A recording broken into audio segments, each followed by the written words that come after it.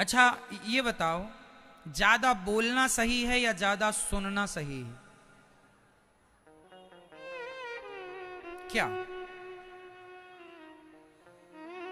जो व्यक्ति ज्यादा बोलता है वो व्यक्ति सक्सेस नहीं हो सकता,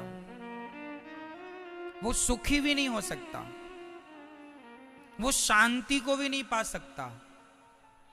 ज्यादा बोलेगा तो कुछ उल्टी सीधी बातें निकल जाएंगी और झगड़े का कारण बन जाएगा। इसलिए ज्यादा बोलने वाला दुखी होता है और ज्यादा सुनने वाला सुखी होता है। इसलिए ज्यादा सुनने की आदत हो। इसलिए ईश्वर ने कान 2 दिए हैं और मुंह 1 दिया। कान कितने? सुनो ज्यादा, और मुंह 1। सुनो ज्यादा, बोलो कम। लेकिन हम उल्टा करते हैं, हम सुनते बिल्कुल नहीं है, बुलवाए जाओ। देखो ये देखो मैया बोलती जा रही है। प्रत्यक्ष को क्या प्रमाण चाहिए? कहने का अर्थ यह है हमने सुनना नहीं सीखा, हमने बोलना सीखा। आजकल की बहुएं ज्यादा से ज्यादा बोलती हैं। यदि ये सुनने ज्यादा लग जाएं तो झगड़ा ही ना हो।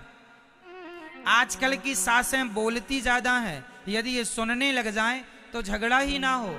आजकल के बेटा बोलते ज्यादा हैं, ये सुनने लग जाएं झगड़ा ही ना हो। और आजकल के बुढ़े बोलते ज्यादा हैं, सुनने लग जाएं तो झगड़ा ही ना हो। विडंबना तो ये है आदमी सुनता बिल्कुल नहीं है, बोलता पूरा है।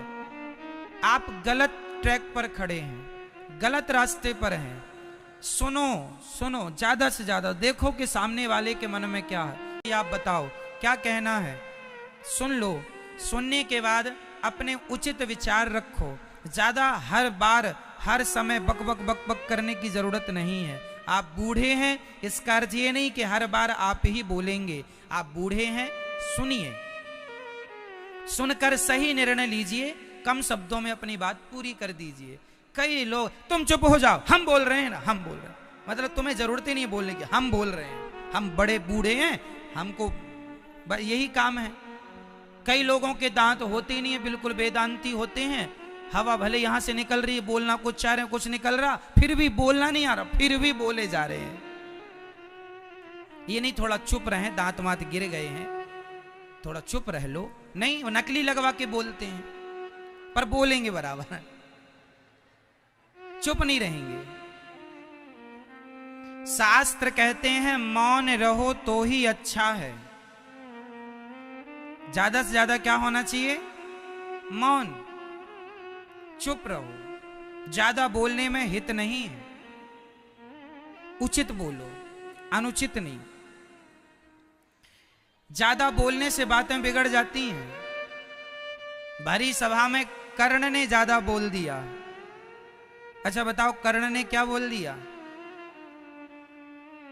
3 लोगों ने बड़ा खतरनाक बोला है, और 3 लोगों की बोली आज तक सब जानते हैं। पहला बोलना द्रौपदी का याद है सबको, दूसरा बोलना कर्ण का याद है सबको, और तीसरा बोलना दुर्योधन का याद है सबको। आपको भी याद होगा। शुरुआत करते हैं, बताइए द्रौपदी ने क्या बोला? अंधों के अंधे होते हैं, ये द्रौपदी ने बोल दिया। मतलब मुंह है तो कुछ भी बोलेंगे। पहला। दूसरा, कर्ण भरी सभा में द्रौपदी की साड़ी खींच रही थी, सब बोल रहे थे, तो कर्ण ने भी डुबकी लगा ली। कर्ण ने बोल दिया द्रौपदी तेरे तो 5 पति हैं, तो छठवा मैं हो जाऊं तो क्या बुरा है? छठवा मुझे बना ले, तेरे तो 5 हैं ही, छठवा मैं। मतलब मुंह है तो आप कुछ भी बोलते रहेंगे। तीसरा, दुर्योधन भरी सभा में द्रौपदी की साड़ी खींच रही थी, क्या बोलता है? अरे द्रौपदी आ, मेरी जांघ पर बैठ जा, मेरी जंघा पर बैठ जा, इसके सारे कपड़े उतार दो और सारे कपड़े उतार के मेरी जंघा पर बिठा दो। ये कहा दुर्योधन ने। मतलब आपका मुंह है, पैसे तो लग नहीं रहे हैं, कुछ भी बोलो। मेरी मां, ये जो हमारा मुंह होता है ना, ये जो हमारी वाणी होती है ना, माचिस की तीली से आग देर से लगती है और माचिस की तीली की आग बुझाई भी जा सकती है, परंतु शब्दों की आग बड़ी जल्दी पकड़ती है और शब्दों की आग एक बार लग जाए कभी नहीं बुझती, कभी नहीं बुझती, कभी। 3 लोगों ने ये जो बात बोली थी किस युग में बोली थी, कौन बताएगा? द्रौपदी ने, कर्ण ने और दुर्योधन ने, ये तीनों ने जो बातें कही ये किस युग में कही थी? बोलो। द्वापर युग में। और आज कौन सा युग चल रहा है? लो, युग बीत गए लेकिन इनकी बातें अभी तक लोगों को याद है। युग बीत गए पर इन तीनों की बातें अभी तक लोगों को। आपका मुंह है तो कुछ भी ना बोलिए मेरी मां, तुम्हारी बहू को भी कुछ ना बोला करो और आपकी सास को भी कुछ ना बोला करो, आपके बेटे को भी कुछ ना बोला करो और आपके पिता को भी कुछ ना बोला करो। जो बोलने लायक है वो भी अच्छे शब्दों के संग, सम्मान के साथ, आदर के साथ। ऐसे शब्दों का प्रयोग ना हो जिस शब्दों से आग लग जाए। याद रखना मेरी मां, वाणी बाग भी लगाती है और वाणी आग भी लगाती है। आपको क्या करना है? शब्द संभाल के बोलिए, शब्द संभाल के बोलिए, शब्द के हाथ न पाओ। एक शब्द औषधि करे, एक शब्द करे घाव। ये जो शब्द है ना मेरी मां, ये बाग भी लगाते हैं और आग भी लगाते हैं। इसलिए आपसे मेरी प्रार्थना है, शब्दों को जरा संभालिएगा। शब्दों में बड़ी जान होती है। कागा काको धन हरे, कोयल काको दे। कागा काको धन हरे, कोयल काको दे। और मीठा वचन सुनाए के जग अपनों कर ले। कौआ किसी के घर चोरी नहीं करता, कोयल किसी को खजाना नहीं लुटाती, लेकिन कौआ की कोई आवाज नहीं सुनता और कोयल की आवाज सब सुनते हैं। व्यक्ति आपकी वाणी का भूखा है, व्यक्ति आपके प्रेम का भूखा है, व्यक्ति आपके धन का भूखा नहीं है। यदि धन से प्रसन्न नहीं कर सकते तो मीठी वाणी से प्रसन्न कर लीजिए, इसमें कोई खर्चा नहीं है। क्यों मेरी मां? सही है। सास अपनी बहू को अच्छी बातें बोले, अच्छे शब्दों का प्रयोग करे तो क्या घट जाएगा सास का, और बहू सास के लिए अच्छे शब्दों का प्रयोग करे तो बहू का क्या घट रहा है? मैं आपके लिए अच्छे शब्दों का प्रयोग कर रहा हूं तो मेरा क्या घट रहा है? बताइए। क्या गाली देने से ही बात पूरी हो सकती है?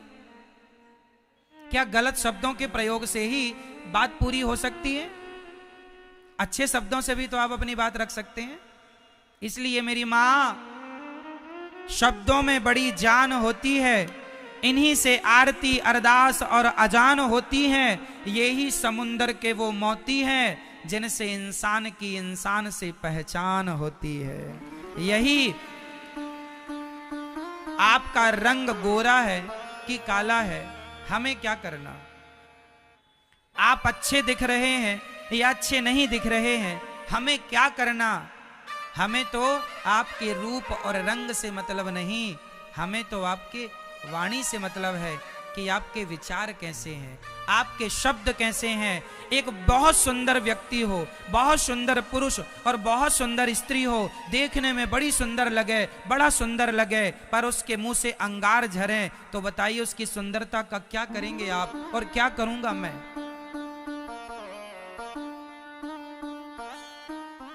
क्या करेंगे बताइए?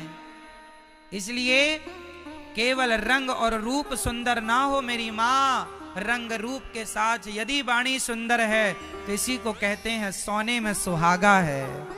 शरीर भी, स्वरूप भी सुंदर है और वाणी भी सुंदर है, इसलिए वाणी भी सुंदर हो, स्वभाव भी सुंदर हो। व्यक्ति की कीमत स्वभाव से होती है, स्वरूप से नहीं। आपका स्वरूप बहुत अच्छा है पर स्वभाव बड़ा घटिया है, तो हम क्या करेंगे आपके स्वरूप का।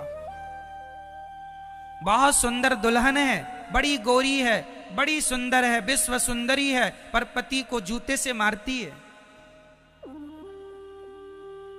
पति को पीटती है, तो विश्व सुंदरी लाए हो भगवान तो पिटो।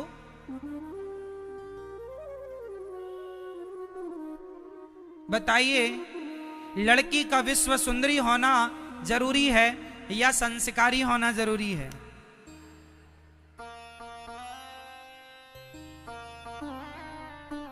हमारी भाषा ही हमारी भाषा ही हमारे जीवन की परिभाषा है मेरी मां। हमारी भाषा ही हमें परिभाषित करती है। हमारी परिभाषा क्या है? हमारी भाषा। आपकी भाषा अच्छी है, यही आपकी परिभाषा है। ठीक है। सुखदेव भगवान कह रहे हैं, राजन ज्यादा से ज्यादा सुना करो, कीर्तन भगवान का, स्मरण भगवान का स्मरण बना रहे, पल भर के लिए भगवान का स्मरण चिंतन ना छूटे, और ज्यादा से ज्यादा संतोष रखो जीवन में। सत्याम क्षितौ किम कशिपोह प्रयासैर बाहु स्वसिद्धे युपवर्हणै किम सत्यंजलो किम पुरुधान्य पात्र्या दिग्वल्कलादौ सति किम दुकूलैः। ज्यादा से ज्यादा जो विधाता दें संतोष करना सीखिए वस्तुओं में। हाय हाय ना कीजिए,